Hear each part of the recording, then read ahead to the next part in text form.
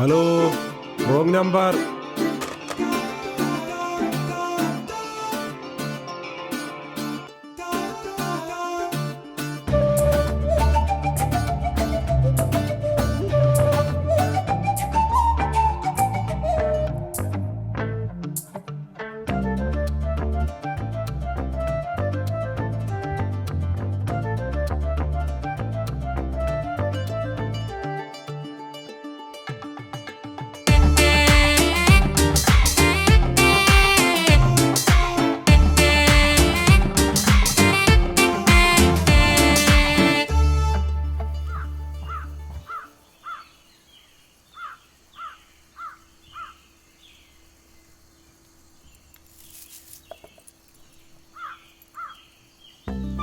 തെങ്ങിലെ തേങ്ങയെല്ലാം കുത്തിയിട്ടിരിക്കുക. നശിച്ച എലി.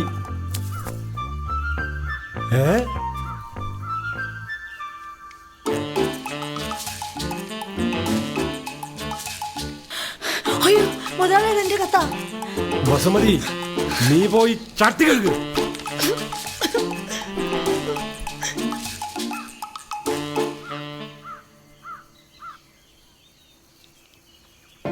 പ്രിയപ്പെട്ട ഏട്ടായിക്ക് നമ്മുടെ പ്രേമ ഈ വീട്ടിൽ പിടിച്ചു.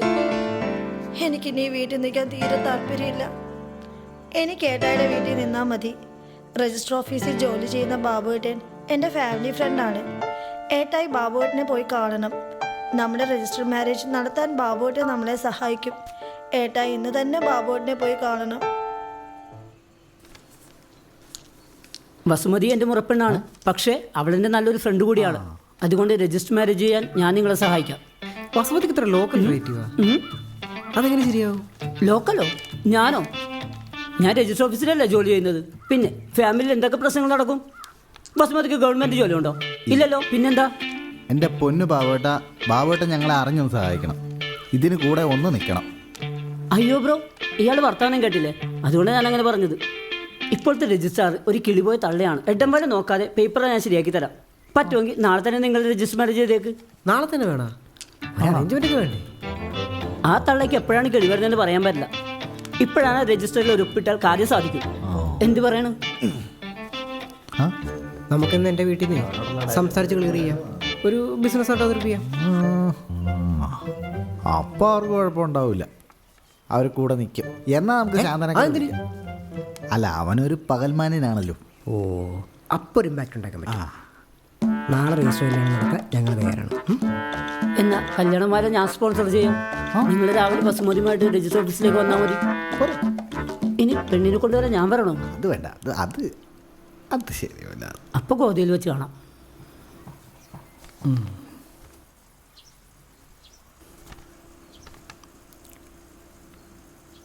നിങ്ങളിതൊരു ബിസിനസ്സായിട്ട് കണ്ടാൽ മതി.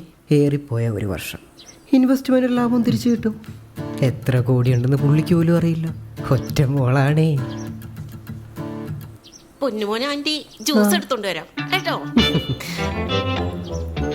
ഇനി അവിടെ എന്തെങ്കിലും പ്രശ്നം ഉണ്ടാവുമോ? ഒരു കോഴിക്കാല് കണ്ട തീരാവുന്ന പ്രശ്നമല്ലേ ഉള്ളൂ. കോഴിക്കാൽ അല്ല, കുഞ്ഞിക്കാലി.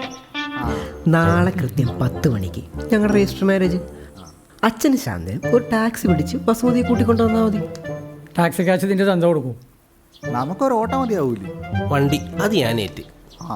ഇവിടുത്തെ കാര്യങ്ങൾ ഞങ്ങൾ പെണ്ണുങ്ങൾ നോക്കിക്കോളാം. നീ ഇങ്ങോട്ട് വിളിച്ചുകൊണ്ട് വന്നാൽ മതി ആ പെൺകൊച്ചിനെ കേട്ടോ. നാളെ കൃത്യം 10 മണിക്ക് ഞാനൊരു കോടീശ്വരനാകും.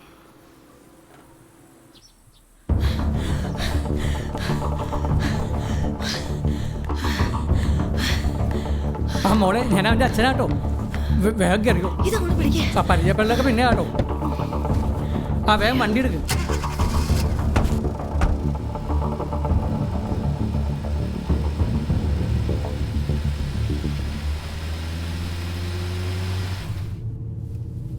കാര്യം അവനൊരു പണിക്കും പോകാത്തോണ്ടേ ഞങ്ങൾക്ക് അവനോട് വെറുപ്പായിരുന്നു.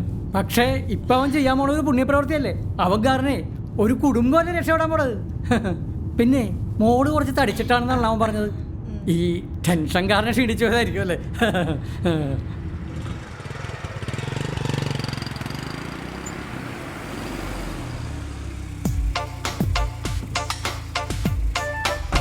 എടാ മോനെ, നിന്റെ പെണ്ണ്.